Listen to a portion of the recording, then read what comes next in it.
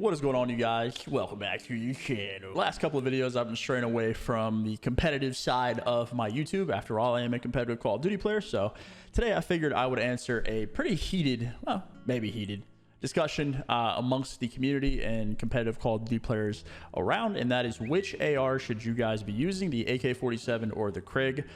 For those of you guys that have been watching scrims and stuff like that, for those teams that are streaming it, it's pretty much 50-50, dead even, personal preference on which gun you want to use. They're both extremely good, obviously, or people wouldn't be using them. So today I'm going to run through my classes and my opinion on the back and forth to give you guys what I think should be, or not should be, but the weapon that I use anyway, and my personal preferences and things like that. So again, I made a couple pub videos as of late, so I figured I would take a step back and make a video for the competitive community once again. So I hope you guys enjoy the video. Without further ado, let's get started. Alrighty, guys, first and foremost, I'm going to run through both of my classes that I currently have to give you guys my opinions on them. Just to get it out of the way early, I am a KRIG user. I was using the AK for a little while, but the KRIG is essentially, if I had to compare it to a gun, an ACR or an ICR, it plays shockingly similar to an ICR in BO4. We all know how that went. So, of course, I'm going to stray towards that naturally. Starting off, number one, we have the KRIG class that I have been using. You're going to go the Millstop Reflex. I was using the Microflex LED, but the Millstop doesn't cover as much as your screen, which actually in this game, in previous games, it doesn't really matter. But in this game, having the majority of my screen covered can get quite annoying.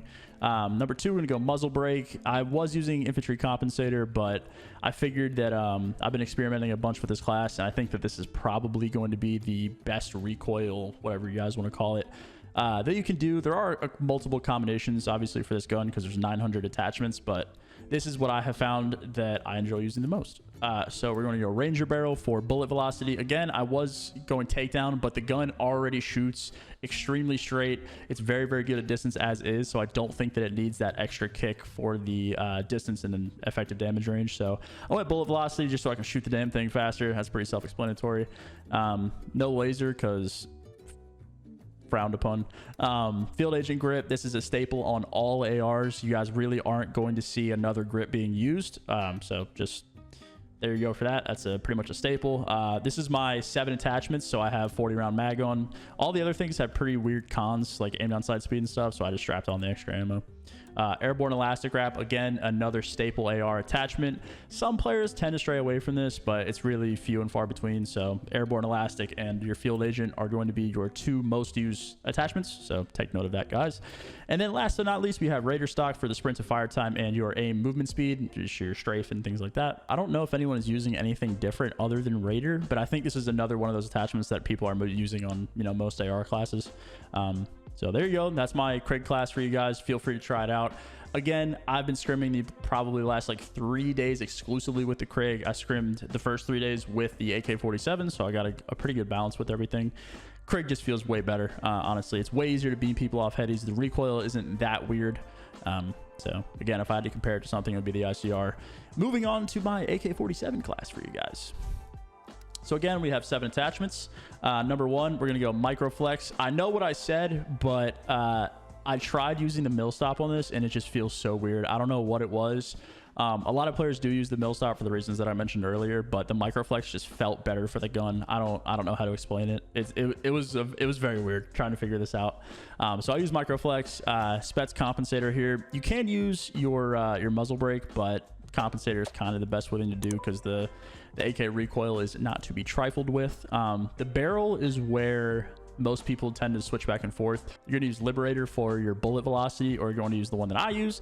It has damage on it. You can never go wrong with damage. So the Liberator is bullet velocity, how fast the gun shoots. The AK historically is a very slow shooting weapon. It does high damage, so if you increase the fire speed, then obviously it's going to become a better weapon.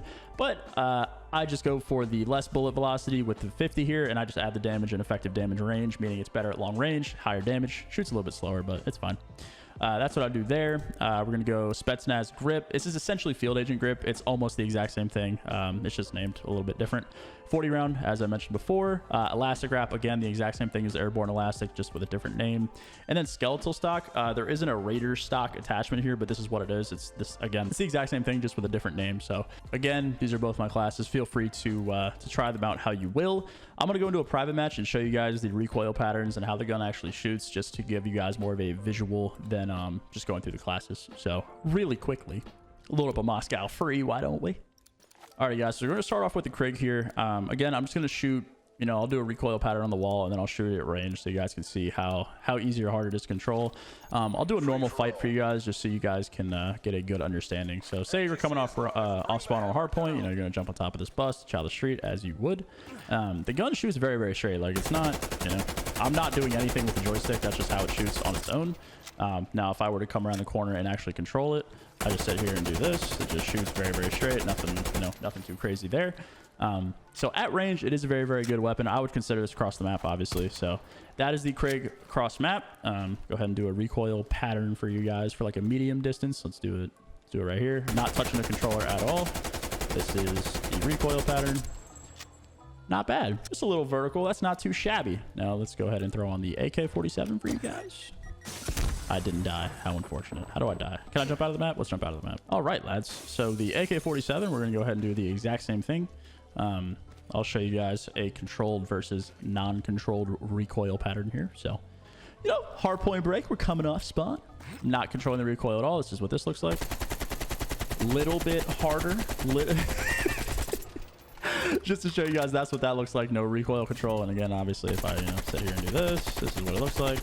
So personal preference again. The recoil, obviously, it's an AK-47. It's going to be a little bit less friendly to you. Not touching it here.